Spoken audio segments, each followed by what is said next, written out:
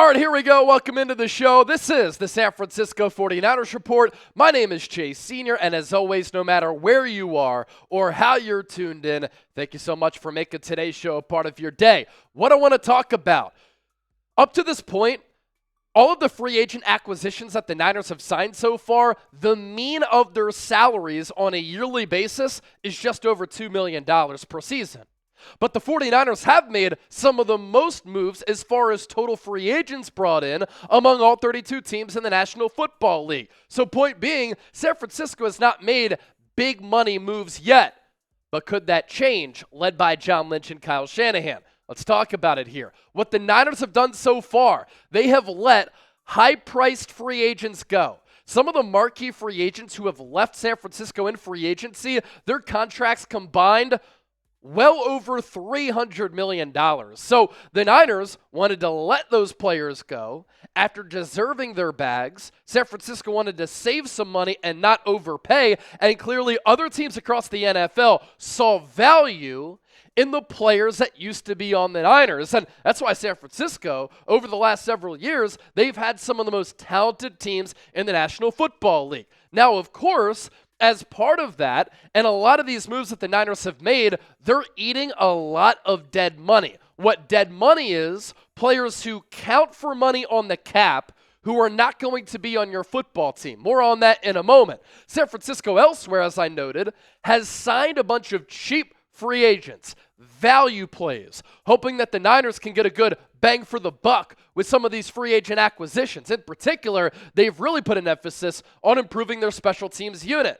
The Niners have also loaded up on draft picks, not just for the 2025 draft, but the 2026 draft. And San Francisco is clearly trying to cut costs, save money after spending well over $300 million last year, and maintain cap space for now and in the future. But could that cap space be utilized soon? As for the Niners' dead money charges, per over the cap, right now, $77 million. That is the number that the Niners have to eat. That's not factoring in these post-June 1 designations. But San Francisco is still in a pretty good spot as far as cap space for the 2025 season. Top 10 teams across the NFL. New England Patriots have dished out a lot of cash. They still lead all teams with $81.5 million in cap room. The Seattle Seahawks, 70 even. Chargers, 50.7. Las Vegas Raiders, 50.5. Detroit Lions, a shade under 50. Arizona Cardinals, just north of 45. The Niners, as of right now, just under $45 million in cap room. Cowboys at 39.5. Titans at 37.2. And the Jacksonville Jaguars at 36.9. Of note, this is important to remember, cap space can be carried over a year. So the money that the Niners do not spend now, that can be saved for the cap next year, and maybe next year is the year where they could alter their strategy, see where they are, assess things, and maybe spend some more dollars during the free agency period. As of this moment, I know it's very early. San Francisco in 2026 has $62 million in cap space. That is 16th, right in the middle of the National Football League. The moves that the Niners have made so far, I've previewed it, right? A lot of special teamers, a lot of depth pieces, a lot of players who the Niners are hoping they can get on the right track, maximize them, and develop them. Luke Farrell, a number 2 tight end who's a really good blocker and a special teams player. It's a lot of money, 20.25 for a tight end too, but the Niners, especially in that running game last year, missed the likes of a Charlie Warner or a Ross Dwelly. 3 years, 20.25, $11 million guaranteed for Luke Farrell. Patrick Taylor, backup running back, special teamer. Richie Grant is a former second-round pick who's played in a lot of games, started a lot of games. He's a decent depth piece at that safety spot. You're giving him $345,000 in guaranteed money. That's chump change in the NFL. It's a lot of money for people like you and I. Luke Gifford, one of the best special teams linebackers in the NFL, since he entered the league as a UDFA out of Nebraska. He could be a backup backer with some potential there, and a really good special teamer under new coordinator Brant Boyer. Kevin Givens back as a rotational defensive tackle. Jason Pinnock is a player who's really good when he's around the line of scrimmage. He can sack the quarterback in an impressive way for a cornerback safety hybrid. He can come through with tackles for losses. And when he's downhill, he can make plays on the football. Demarcus Robinson, 2 years, $9.5, $6 million guaranteed. What does he do well? Beat man coverage. What did he do last year? More than 500 yards receiving and 7 touchdowns, more than 16 yards per catch. He's the Niners wide receiver 4, but a good one at $6 million guaranteed. There's some chatter that Trey Brown, a former 4th-round pick out of Oklahoma, who's signing a 1-year, $2 million deal with the Niners, could be their 3rd cornerback alongside Deommodore Lenoir and Renardo Green. Mac Jones going to be the backup behind Brock Purdy. Kyle Shanahan finally gets his guy who he really liked going into the 2021 draft. Instead, San Francisco moved up to take Trey Lance. They whiffed on it, but every quarterback from that class is pretty much bad. Trevor Lawrence isn't even that good. John Weeks, 1 year, $1.42 million. Long snapper. Hopefully he'll be better than a Tabor Pepper. Kyle Juszczyk, a little bit rich for my liking. 2 years, $8 million, but culture is very important.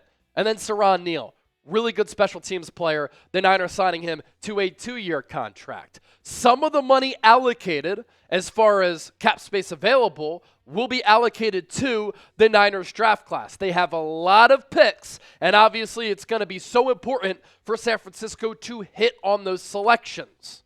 But what other moves could the Niners have in store? I'm going to talk about that here in just a moment as that preview sets in for you. But first, if you want to support the show, you want to support the Niners, San Francisco. You know the motto. Get your shirts now available in Niner red and black at chatsports.com/SF. We're going to put that link down below in the comment section and in the description of today's show. That's chatsports.com/SF. Get your San Francisco shirts today. So you think about where the Niners are right now, and you think about some of the money that they have, the money that's been saved, and some of the existing players on their team. Are the Niners about to finally dole out some dollars? The Brock Purdy contract extension, it is looming.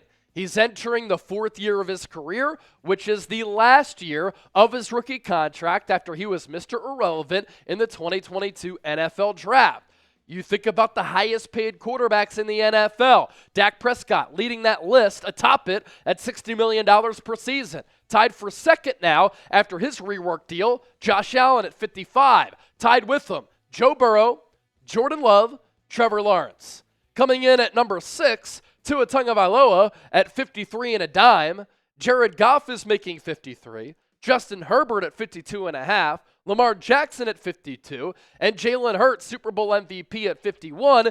He could be looking for a raise. Lamar Jackson could be looking for a raise as the quarterback market continues to get reset. So, of course, the question here with Brock Purdy, what is his contract going to look like as far as years, total dollars, guaranteed money, average annual salary, and when will that contract be situated? When will it be figured out? Jed York, somebody within that organization's leaking a lot of information to NFL Insider and 49ers Insider Mike Silver saying, we're going to be a little bit more difficult in these contract negotiations after we don't like how things have transpired over the last couple of years. And I expect these conversations and this back and forth between Purdy and his representation and the Niners to maybe get tense at some point. But Brock Purdy's done a lot of good.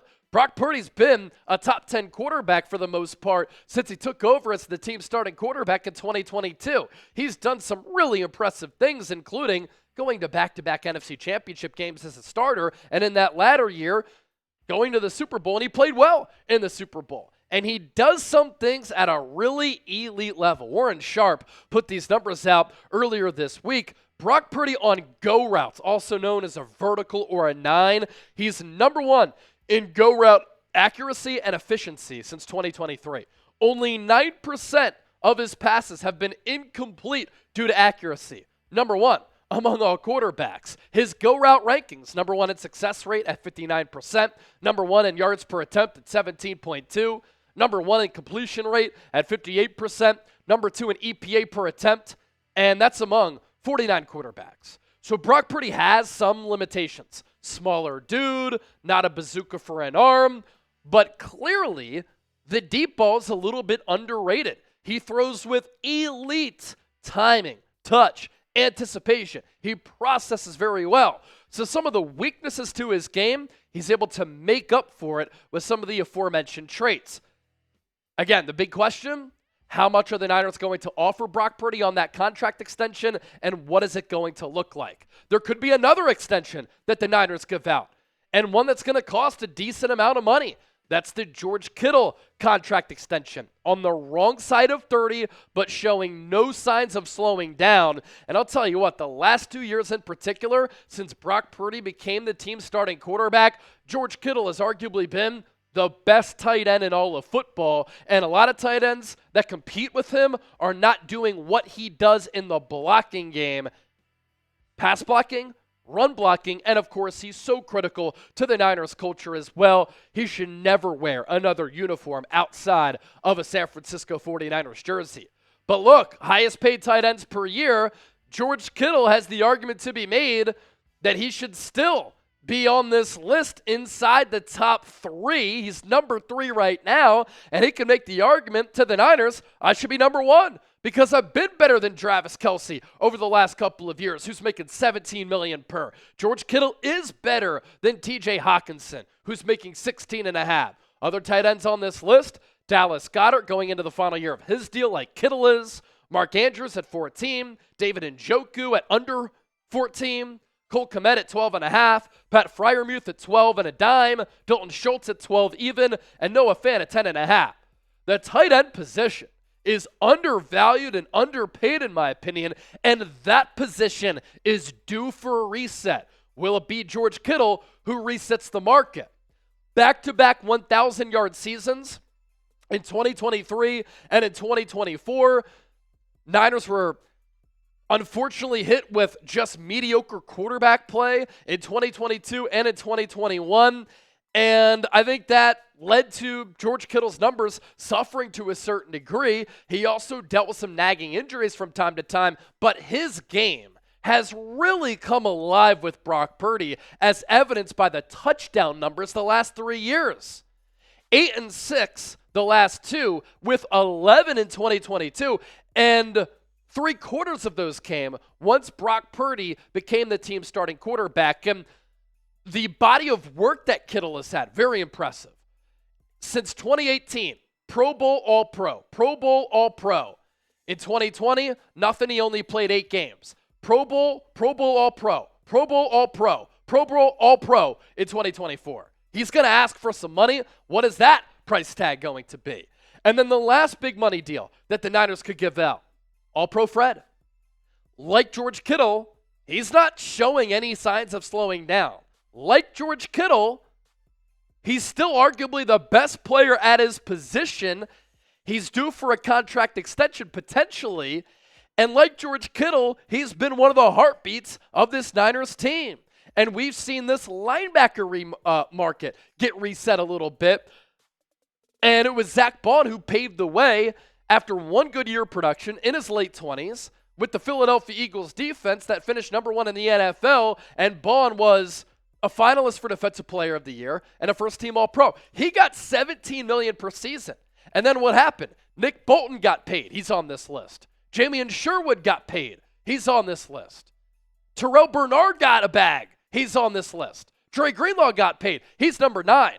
And all of those contracts that I mentioned were all signed this offseason. You see Fred Warner, that's a good place to be. North of $19 million per year, second highest paid linebacker per season behind Roquan Smith. And I think Fred Warner is much better than Roquan Smith. So if he wants a new deal, maybe the last time that he can get a lucrative contract extension, given that he's in his late 20s, how much is he going to ask for? And so part of the Niners shedding salary and saving money could be because their plans are to pay Purdy, Kittle, Warner, so that they can continue to be pillars of this Niners organization. So what say you?